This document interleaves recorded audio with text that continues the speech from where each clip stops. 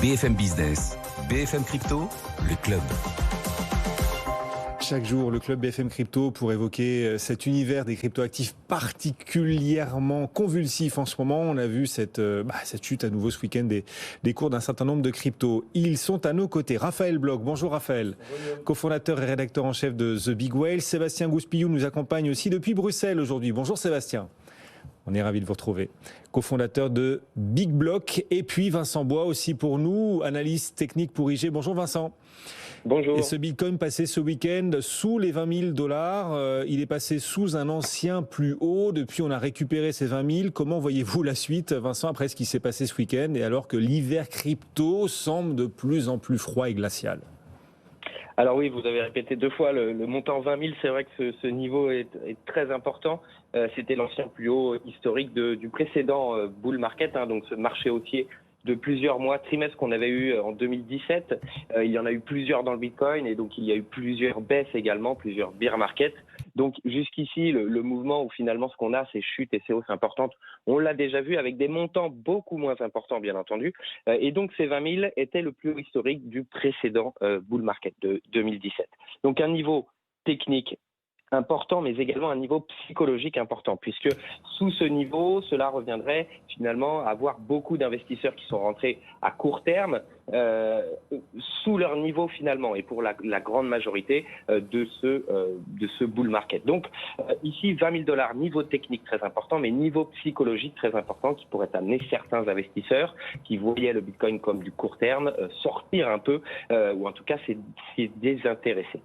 Donc pour le moment, on essaye de tenir ces 20 000, une chute courte finalement ce week-end, un retour pour le moment qui se fait, 20 700 $, 20 800 $, mais il y a la fermeture des marchés américains aujourd'hui, donc il n'y a pas l'influence des marchés américains. Si demain à l'ouverture on a un retour haussier ou un retour plutôt baissier, une forte chute sur les indices américains, notamment le Nasdaq, on pourrait voir cette cassure des 20 000 $. Il y a peu de niveaux techniques qui sont pertinent, peut-être les 14 000, mais il est difficile de le dire. Mais c'est surtout voir si le Bitcoin tient ces 20 000 $ pour les raisons que j'ai expliquées. Donc, en revanche, si les marchés américains qui pourraient influencer, comme on le voit régulièrement depuis quelques temps, le Bitcoin, eh bien, si nous avons un rebond demain, cela pourrait permettre d'aller chercher, en niveau technique, on pourrait aller chercher les 22 500.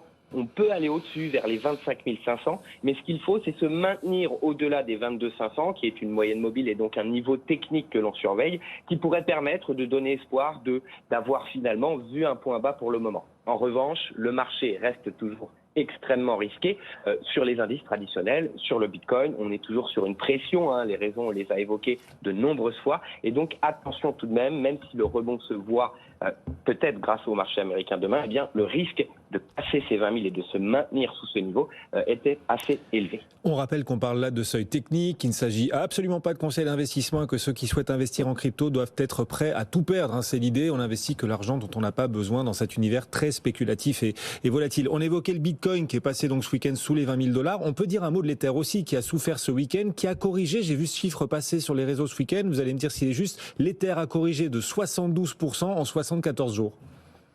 Alors, j'ai pas ce chiffre, mais effectivement, on a tout de même une baisse importante. On a une baisse depuis le plus haut historique finalement, on a une baisse de près de 80%.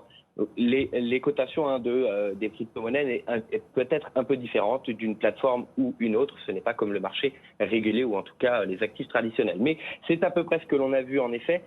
Et le point également à évoquer, c'est qu'on voyait les 20 000 $, l'ancien plus haut historique du précédent bull market des cryptos en 2017 sur le Bitcoin. Et bien sûr, l'Ether, il a été cassé déjà. C'était les 1420 $.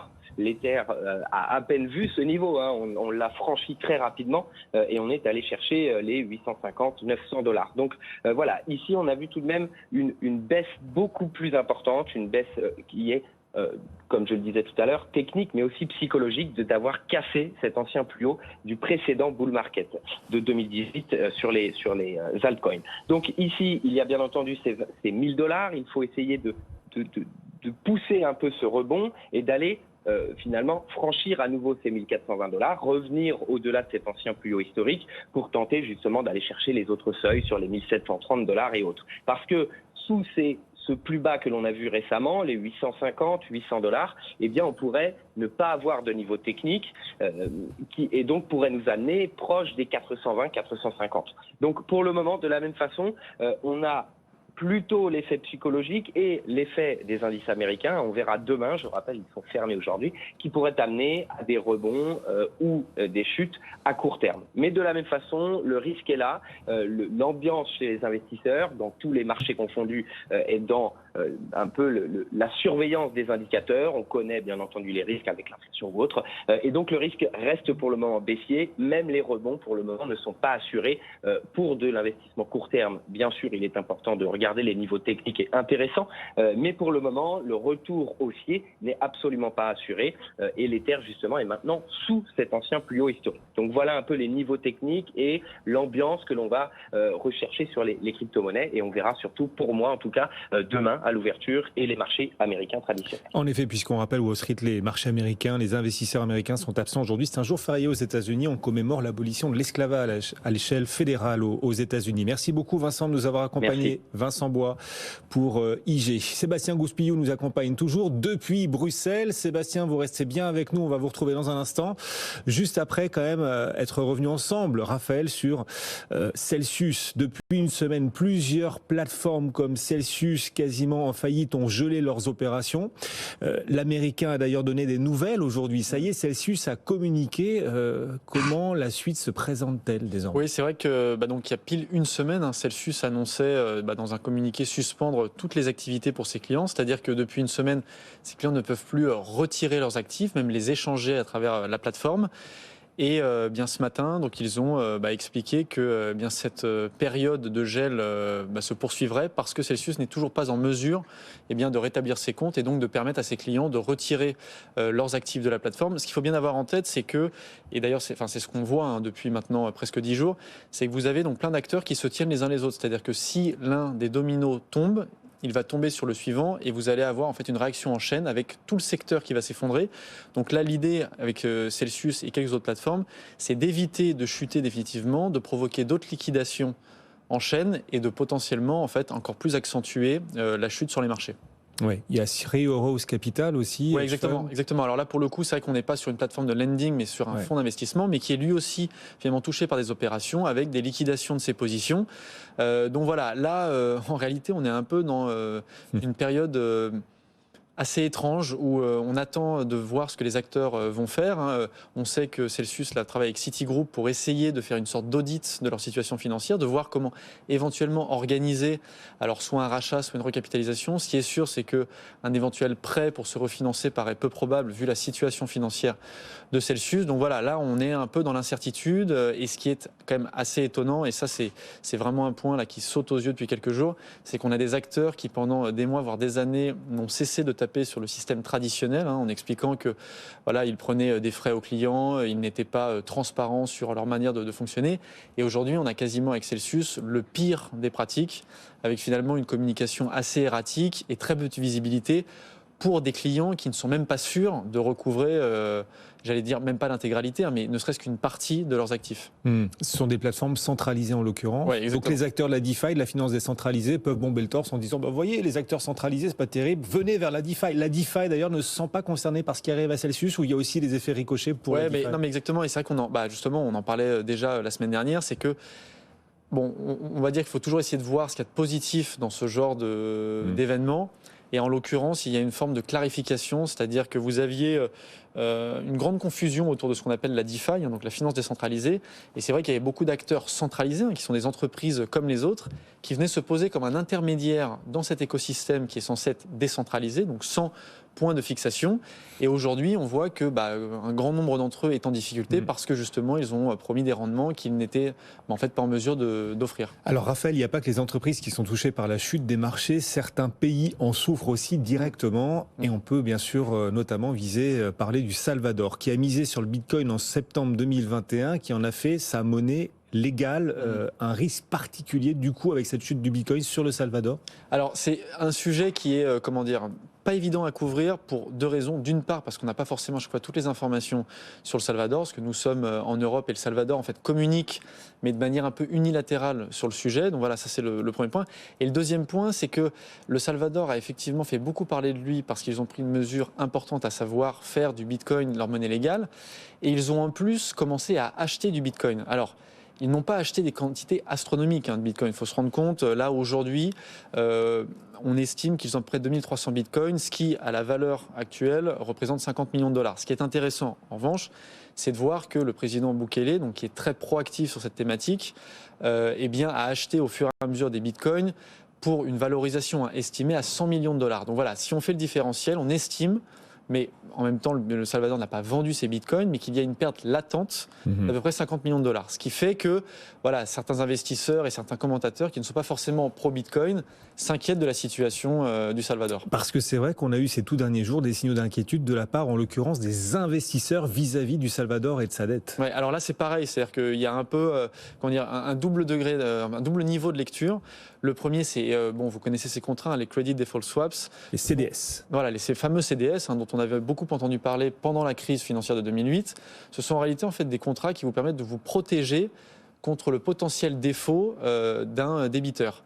En l'occurrence, il y a des CDS sur la dette du Salvador.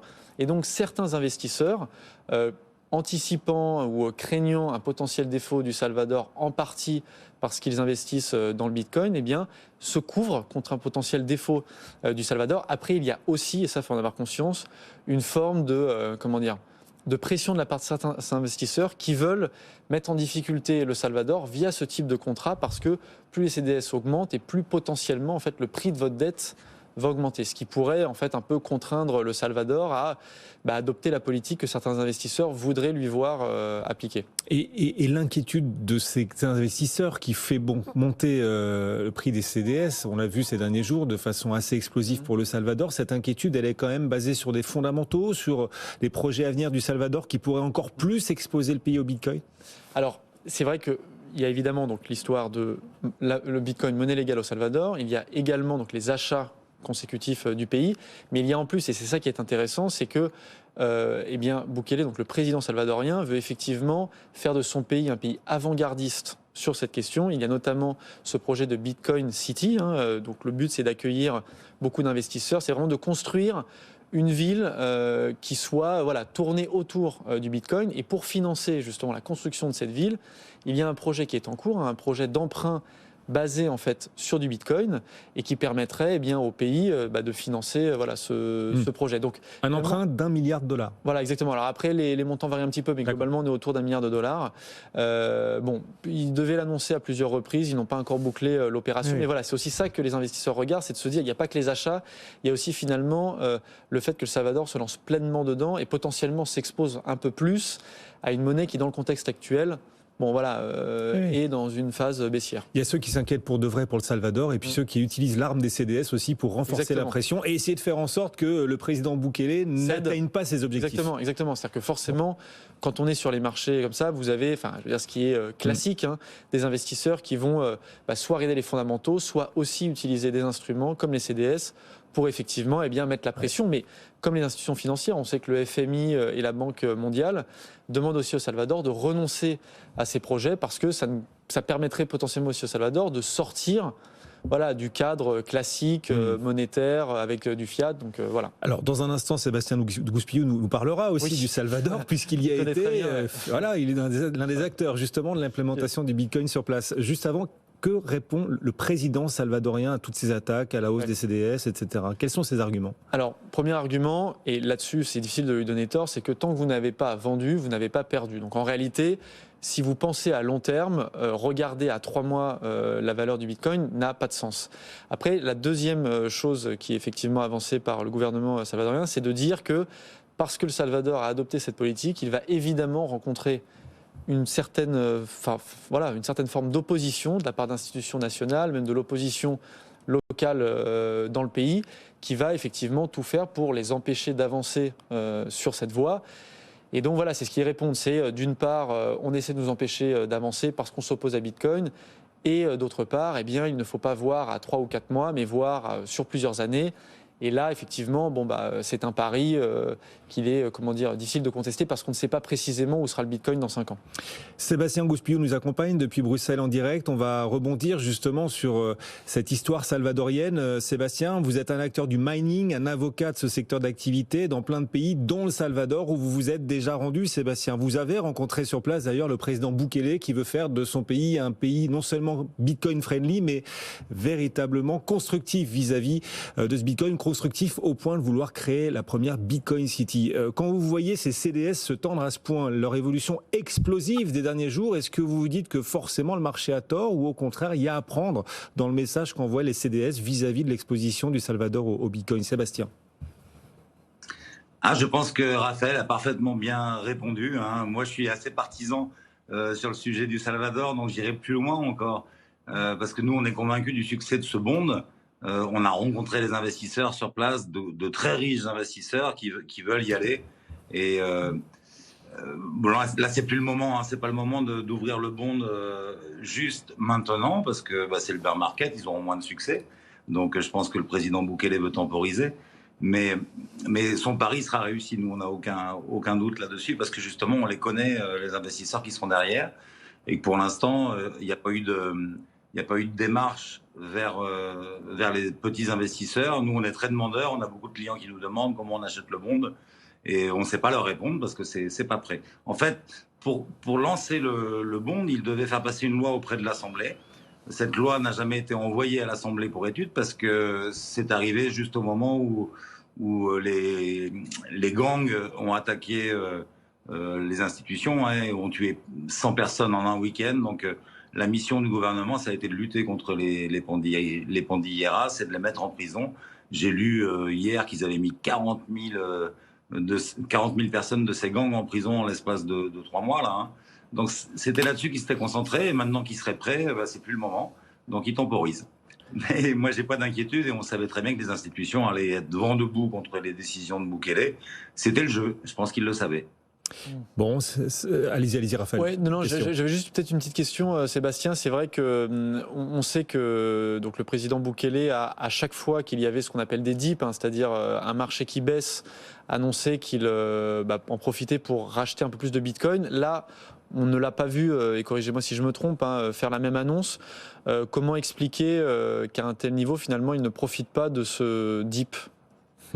Je pense qu'il va racheter là, mais en fait il essaye de faire une DCA un peu moins automatique qu'un procédé traditionnel de DCA, de dollar cost average. Il achète quand il sent que c'est pas cher. Alors je sais pas s'il lui reste des réserves pour acheter. Je précise juste, Guillaume, moi je l'ai jamais rencontré Bukele, j'ai rencontré son frère, c'est avec lui que je traite. Il porte le même nom. Et une bonne partie de son gouvernement, sa cousine.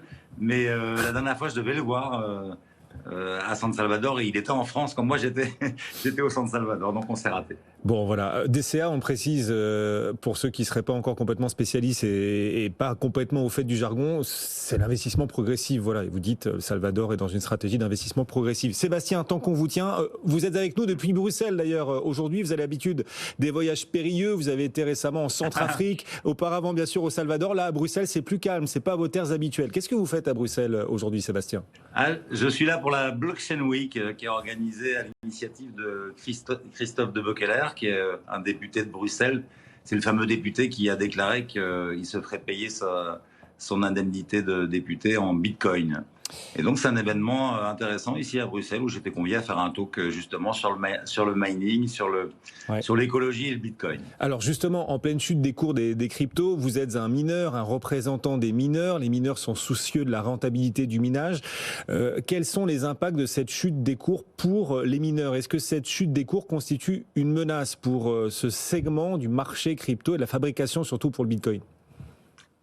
Je vois bien qu'on voudrait que ça nous inquiète parce que on rencontre beaucoup de gens qui sont très inquiets de la baisse des cours.